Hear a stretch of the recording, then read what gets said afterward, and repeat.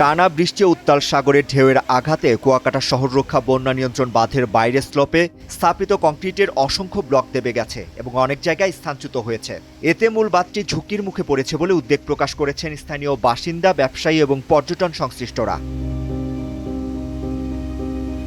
সরজমিনে দেখা যায় কুয়াকাটা জিরো পয়েন্টের পশ্চিম পাশে মীরাবাড়ি থেকে মাঝিবাড়ি পর্যন্ত প্রায় 500 মিটার এলাকায় ব্লকগুলোর নিচ থেকে বালু মাটি সরে গিয়ে বড় বড় ফাঁক তৈরি হয়েছে। কোথাও ব্লক দেবে গেছে, আবার কোথাও সরে গিয়ে বাঁধের সুরক্ষা দুর্বল হয়ে পড়েছে।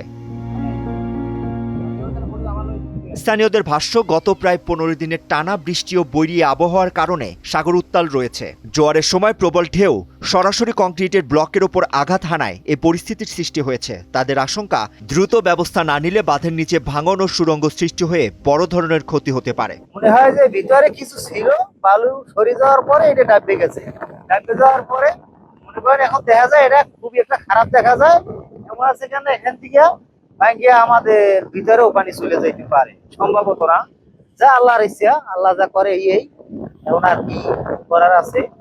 তবু করে গেছে সরকার, ঠিক আছে, এটা করছে, করার পরে এটা এভাবেই ডাববে গেছে।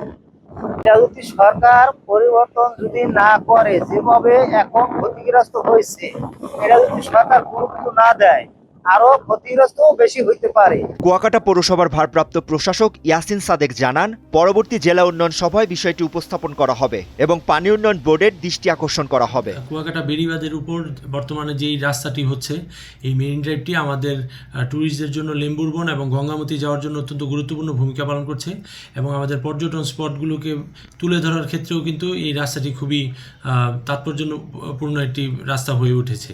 তবে এখানে বেশ কয়েকটি জায়গায় আমরা দেখেছি যে গর্ত তৈরি হয়েছে, তো কম্প্যাকশন এবং সেটিংয়ের কিছুটা ঘাটতি রয়েছে বলে আমরা বা আমাদের যে ইঞ্জিনিয়ারিং প্যানেল রয়েছে কুয়াকাটা পৌরসভার, তারা মনে করছেন। তো আমরা বিষয়টি আমাদের এলজিডি যেহেতু রাস্তাটি নির্মাণ করছেন, এলজিডির ইঞ্জিনিয়ার মহোদয় এবং এক্সএন মহোদয়ের সাথে আমরা আলোচনা করব এবং আমাদের পানি উন্নয়ন বোর্ডের যে এক্সএন মহোদয় রয়েছেন, যেহেতু বেড়িবাঁধ ব্যবস্থাপনা টোটালি তাদের আন্ডারে, তো তাকেও আমি বিষয়টি অবগত করব এবং আমাদের পরবর্তী মাসের যে মাসিক উন্নয়ন সভা রয়েছে জেলা প্রশাসনের হলরুমে যেটা অনুষ্ঠিত হয়, সেখানে আমরা এই বিষয়ে আলোচনা করব। তাহলে আমরা প্রত্যেকটি স্টেক হোল্ডারের সাথে আলোচনা করে দ্রুত এই রাস্তাটির যেই জায়গায় ক্ষয়ক্ষতি হয়েছে সেটা মেরামত বা ভবিষ্যতে যেন এটা এড়ানো সম্ভব হয়, এ ব্যাপারে আমরা গুরুত্বপূর্ণ ভূমিকা রাখতে পারব। স্থানীয়দের দাবি, জরুরি মেরামতের পাশাপাশি কুয়াকাটা শহর রক্ষা বাঁধকে দীর্ঘমেয়াদে নিরাপদ রাখতে স্থায়ী ও কার্যকর উপকূলীয় প্রতিরক্ষা ব্যবস্থা গ্রহণে দ্রুত উদ্যোগ নেওয়া হোক। Sakib Mahmud, Times today.